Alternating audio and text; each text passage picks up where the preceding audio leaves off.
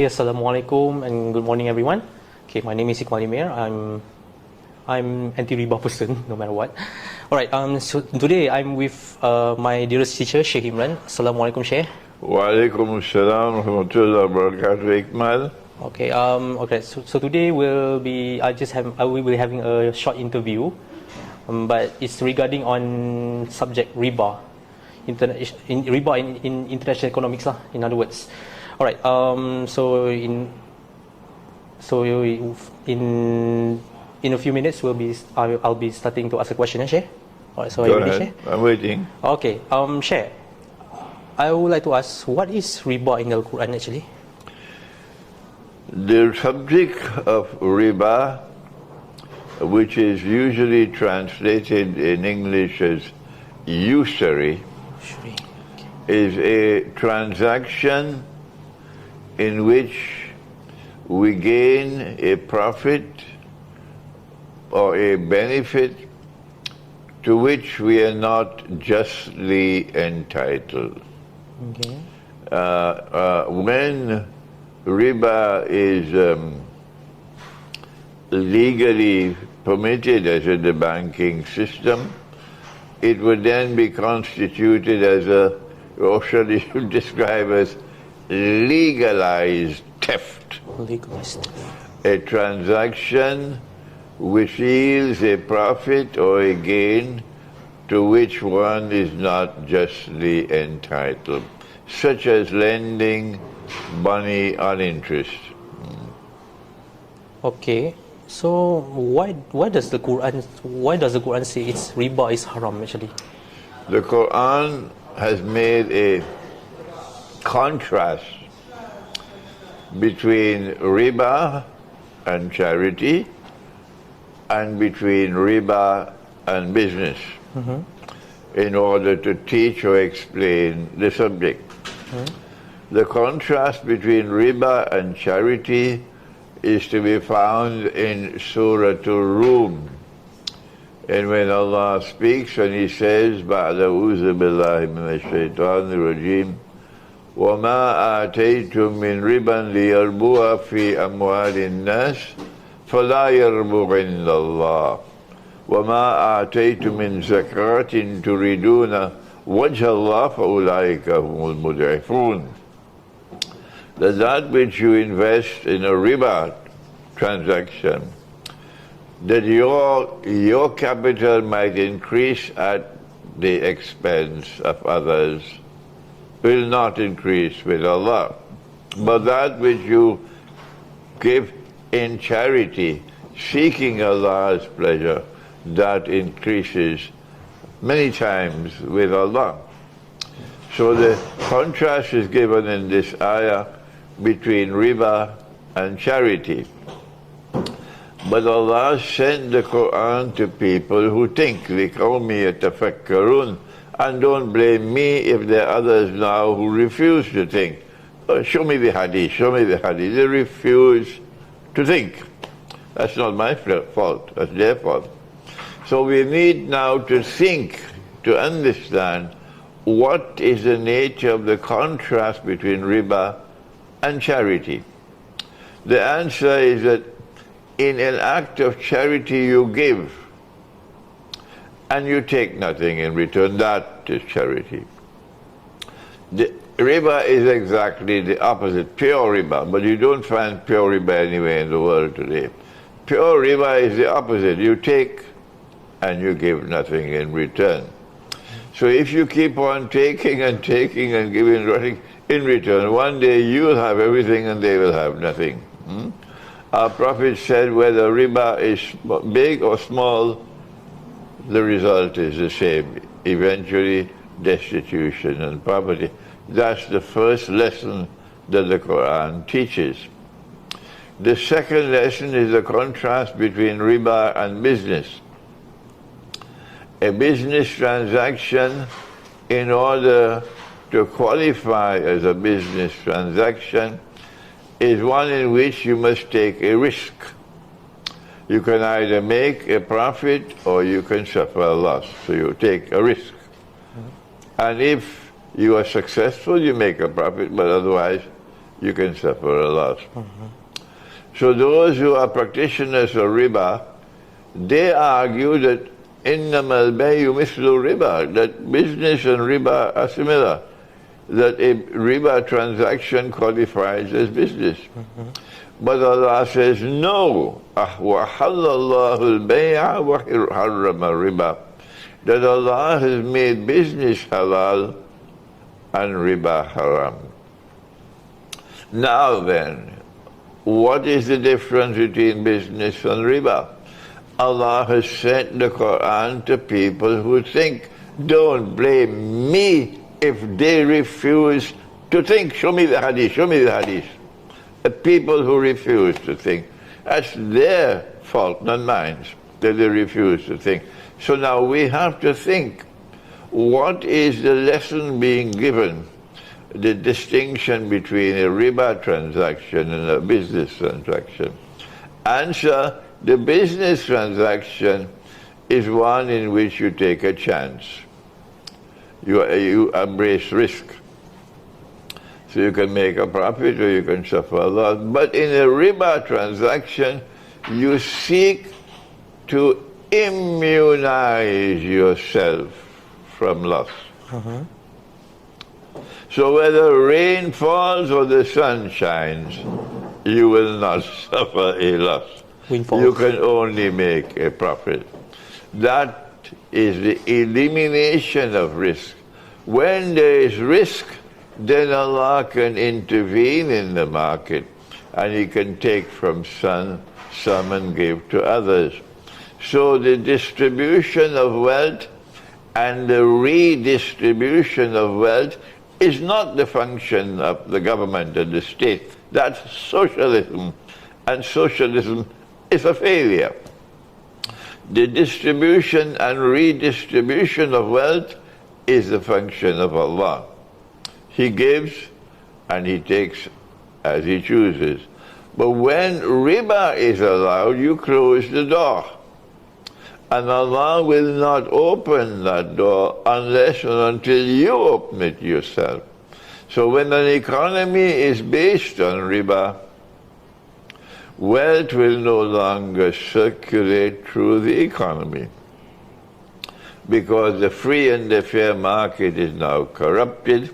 It's no longer business at all, because the element of risk is now eliminated. So when an economy is based on riba, wealth will no longer circulate through the economy.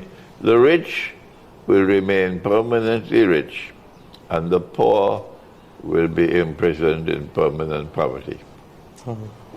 That's very evil scene, isn't it? When we talk about riba, we'll see a lot of nowadays. When here in Malaysia, we have a inequality society now, where the rich become richer and getting richer, while the poor are becoming poor and poorer. That's already happening here in our country now. That nobody can deny it. But somehow, there is when we talk about riba, of course, we cannot run away from the banking system, isn't it? But there are some people, some group, they say that, no worry, we have an Islamic bank. But I don't see that the Islamic bank help people to live off from what happens. Is it proven that also Islamic bank is also another failure? On Judgment Day, those who are practitioners of this so-called Islamic banking will get the surprise of their life, because they wouldn't listen to us now. We are the misguided and they are the truly guided. What a mistake they are making. What they are calling Islamic banking, they should remove the name Islam from it, because it is bogus. If a free and a fair market exists, all transactions are based upon market price. Market price. If a house is on sale for 1 million ringgits, and I don't have the cash to pay for it, and I go to the Islamic bank, the Islamic bank says, no problem. We will buy the house for the 1 million ringgit, which of course is a lie, because the bank never buys the house and owns the house as his own property. That's a lie. They said, we will buy the house for the 1 million ringgit, and we will then sell it to you for 2 million ringgit. Oh, wait a minute. Wait a minute. Unless I have only peanuts in my head, why would I buy from you for 2 million ringgits when the house is available in the market for 1 million ringgits? If it's a cash transaction, you should make an appointment for me to see a psychiatrist. Something is wrong with my head. The answer is no, it's not a cash transaction. The bank is buying it for 1 million and then selling it to me for 2 million in a credit transaction. Wrong. You cannot do that. Cash price and credit price must always be the same. If you challenge me on that, wait for Judgment Day and see what Allah will do with you with your bogus thinking. If credit price is higher than cash price, the difference between the two would be riba. And if you don't accept that, wait for Judgment Day and you'll be thrown into the hellfire and you deserve it. And so this is what the Islamic banking is doing. They call it mudaraba. And I say, no, it's riba, because you're selling on credit at a price higher than the cash price. They said, no, this is not a credit transaction. Both buyer and seller are agreed upon the price of 2 million. We say, no, the price of 2 million is not the market price. The price of 2 million is the fictional price, not the market price. And all transactions in Islam are based on market price. So wait on Judgment Day when you'll be thrown into the hellfire for being practitioners of riba and deceiving the people. I see. So which means it's another deception, isn't it? Pardon me? Isn't it, in other words, it is another deception, right? It is deception, of course. I don't know if they are themselves deceived because they are people who have only peanuts in their head, or whether they actually understand what they're doing and yet they're doing it. I don't know. I see. Okay, and then when we talk about, and then because why? When I studied more about banking, either whenever it's a conventional or not, but the similar part is they are creating money out of nothing. That's also another form of riba, isn't it? The Quran has told us that Allah created us and Allah provided us with the means of buying and selling. Money has 3 functions. 1, to function as a medium of exchange for buying and selling. Number 2, for functioning as a measure of value. And number 3, to function as a store of value. And in the Quran, of course, the Islamic Bank does not know it. And the Islamic Bank does not want to know it, that Allah has put money in the Quran. The word dinar is in the Quran. And dinar is not a fictitious paper money. No, dinar is a gold coin. And a gold coin has intrinsic value. The value of the money is in the money. It's not in George Soros's pocket. And the Quran has the word dirham. But the Islamic Bank does not know that. And nobody is teaching the Islamic Bank. In fact, the Islamic Bank does not want to learn. No. The day an Islamic bank is faithful to the Quran, it will be shut down. Yes. The day you are faithful to the Quran, you will be shut down. And of course, politicians are the last people on the face of the earth to be faithful to the Quran. And so, the Quran has given us money which has intrinsic value. And it is there in Surah Al-Kahf that after 300 years that money could still buy food. Warwick. And what the International Monetary Fund did was to make haram what Allah made halal. And that is defined in Surah At-Tawbah as shirk. And there is a hadith of the Prophet ﷺ in which 999 out of every 1,000 will enter into Jahannam.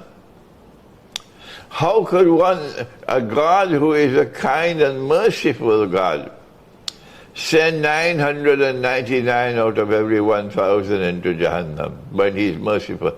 He says He will not forgive shirk. So it has to be universal shirk. Only that can explain 999 out of every 1,000 in Jahannam. And here is shirk. The International Monetary Fund has prohibited the use of gold as money. Dr. Muhammad Mahathir was not aware of that before he retired as Prime Minister, because he was making an effort to bring back gold and silver coins, at least for balance of payments, for trade between two countries. And what they did was to make it haram.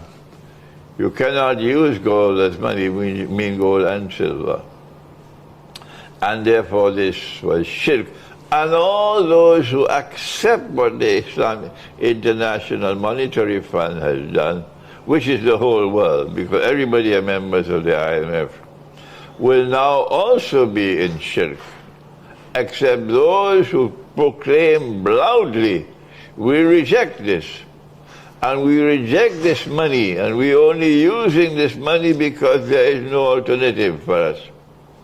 But our preference is to return to the money which is in the Quran.